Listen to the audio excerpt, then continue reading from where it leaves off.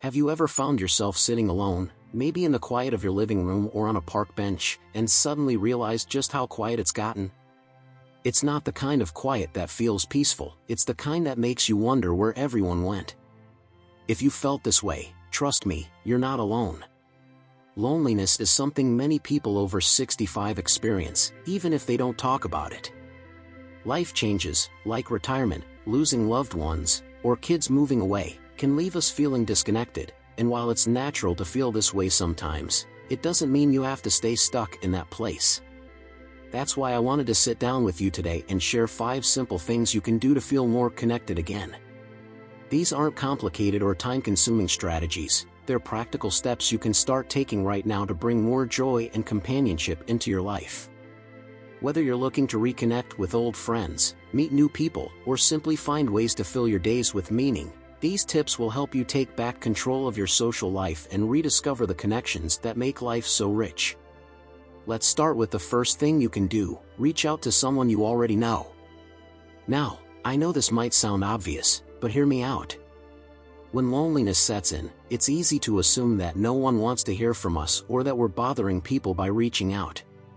But the truth is, most people are happy to hear from an old friend or family member, even if it's been years since you last spoke. A simple phone call, text, or email can be all it takes to rekindle a connection. Think about someone you used to enjoy spending time with, maybe a neighbor, a coworker, or a cousin you haven't seen in a while. Start small. You don't need to plan a big reunion right away, just send a quick message saying, "Hey, I was thinking about you," or "How have you been?" Chances are, they'll be thrilled to hear from you, and before you know it, you might find yourself catching up like no time has passed. One woman I met recently told me she reached out to an old college roommate after decades of silence, and they ended up talking for hours on the phone. She said, "It felt like I'd been carrying around this weight, and just hearing her voice lifted it."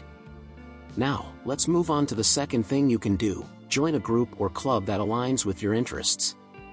This might feel intimidating at first, especially if you're not used to putting yourself out there, but being part of a community can make a world of difference.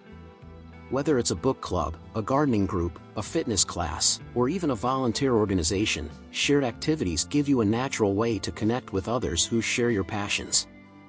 Here's the beauty of joining a group: you don't have to worry about making small talk or forcing conversation because the activity itself provides a common ground. For example, if you love reading, a book club gives you something to discuss every week. If you're passionate about nature, a gardening group lets you swap tips and stories while getting your hands dirty.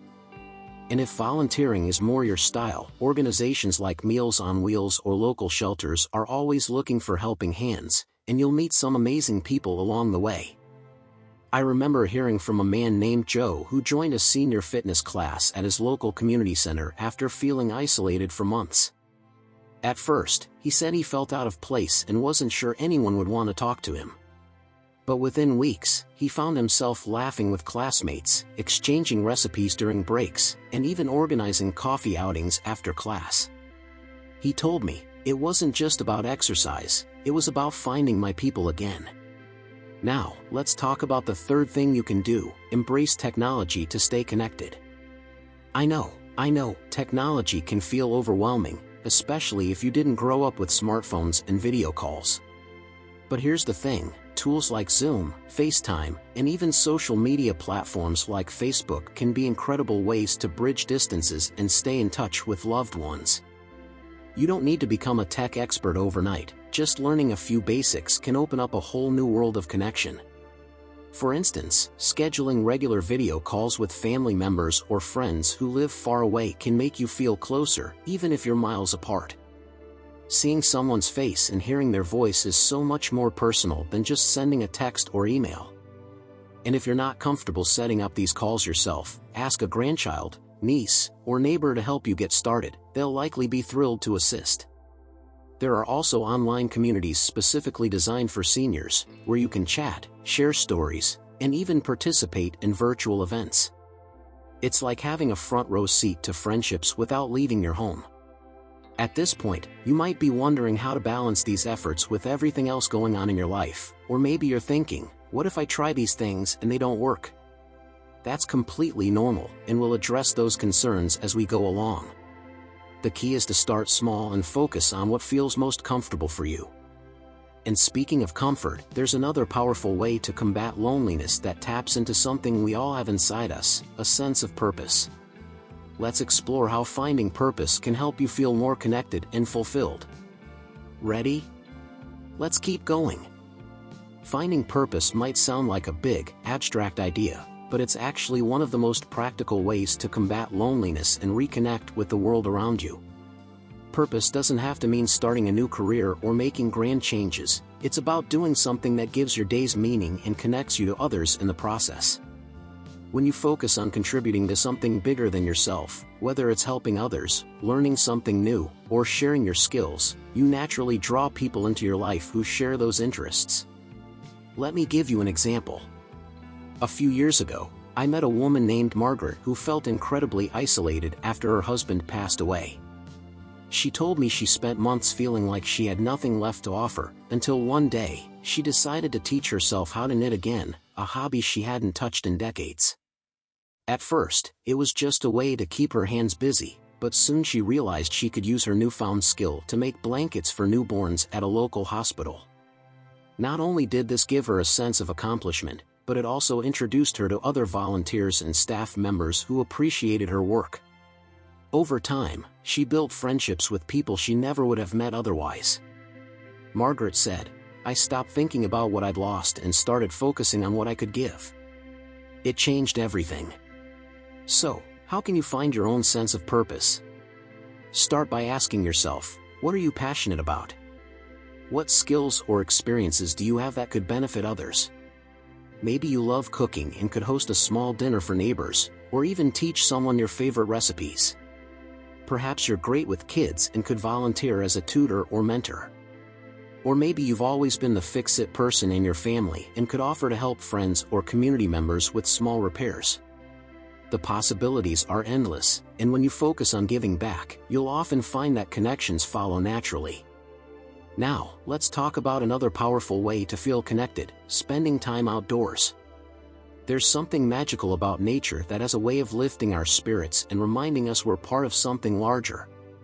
Whether it's taking a walk in the park, tending to a garden, or simply sitting outside with a cup of tea, being in nature can help ease feelings of loneliness and provide opportunities to meet like-minded people. Plus, studies show that spending time outdoors boosts mood, reduces stress, and improves overall well-being, all of which make it easier to reach out and connect with others. If you're not sure where to start, consider joining a walking group or signing up for outdoor activities tailored to seniors, like birdwatching tours or gardening workshops. These settings are perfect for striking up conversations because everyone is there for the same reason: to enjoy the fresh air and beauty of the outdoors. One gentleman I spoke with recently shared that he joined a local fishing club after retiring, and it completely transformed his social life. He said, "We don't just fish, we share stories, laugh, and sometimes even grill our catch together. It's become my second family." And here's a bonus tip: pets can be incredible companions when it comes to combating loneliness, and they can also help you connect with others. If you've ever taken a dog for a walk, you know how often strangers stop to pet them or strike up a conversation. Even if you're not ready for the responsibility of owning a pet, visiting animal shelters to volunteer or simply spending time with a neighbor's pet can bring joy and companionship into your life. Animals have a unique ability to remind us to live in the moment and appreciate the simple things, which can be incredibly healing when you're feeling disconnected. At this point, you might be wondering how to balance all these ideas: reaching out to old friends, joining groups, embracing technology, finding purpose, and spending time outdoors. The truth is, you don't have to do everything at once. The key is to pick one or two things that resonate with you and take small, consistent steps toward building those connections. Maybe this week, you send a message to an old friend and research local clubs or events. Next week, you try attending one of those events or scheduling a video call with a family member. Over time, these efforts will add up, and you'll start to notice a shift, not just in how many people are in your life, but in how fulfilled you feel. Now, let's talk about one final step that ties all of these actions together: cultivating gratitude. Gratitude isn't just about saying thank you, it's about actively noticing and appreciating the good things in your life, no matter how small.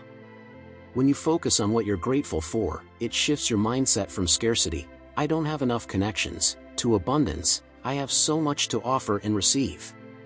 This shift not only makes you more open to forming new relationships but also helps you nurture the ones you already have. Let's dive into this final step, cultivating gratitude. Gratitude might seem like a simple idea, but its impact can be profound, especially when it comes to feeling more connected to others. When you take the time to appreciate the people in your life, whether it's a neighbor who waves hello, a friend who checks in on you, or even a stranger who holds the door open, you start to notice just how much kindness surrounds you. And when you express that gratitude, it creates a ripple effect. People feel appreciated, and those positive feelings often lead to deeper connections. One of the easiest ways to practice gratitude is by keeping a gratitude journal. It doesn't have to be anything fancy, just a small notebook where you jot down a few things each day that made you smile or feel thankful. Maybe it's the warmth of the sun on your face during a morning walk, a phone call from your grandchild, or even the way someone complimented your cooking.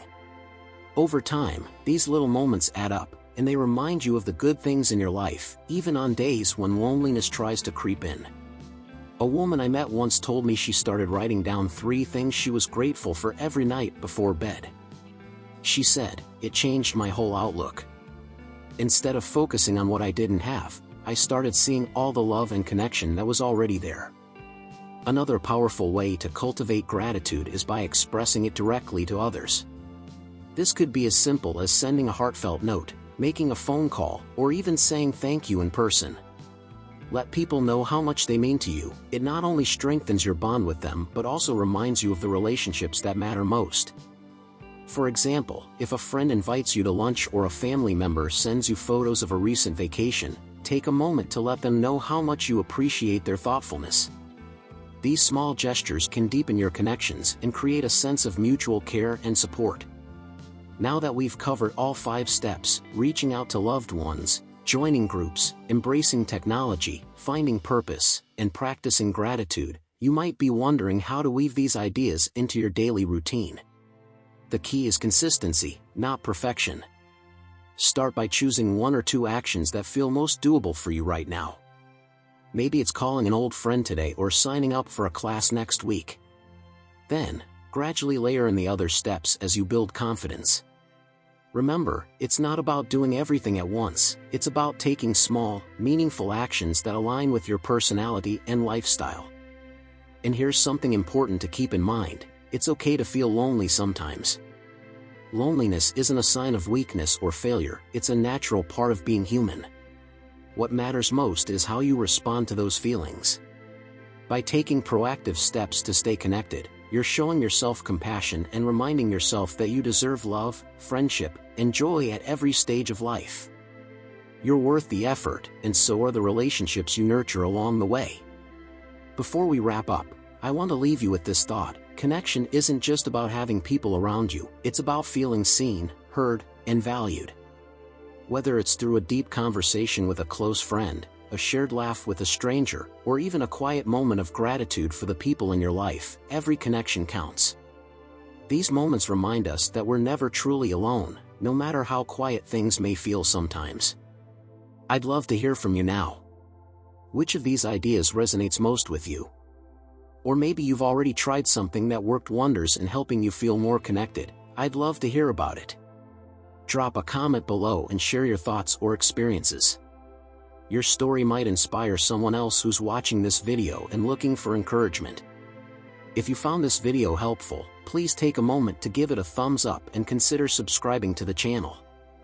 We're here to support you with practical tips and inspiration every step of the way. Whether you're navigating life after 65 or simply looking for ways to stay vibrant and engaged, we've got plenty more content coming your way. Here's to building stronger connections, rediscovering joy, and living your best life at any age. Thank you for spending this time with me, and I'll see you in the next video. Take care, and remember, you are valued, you are loved, and you are never alone.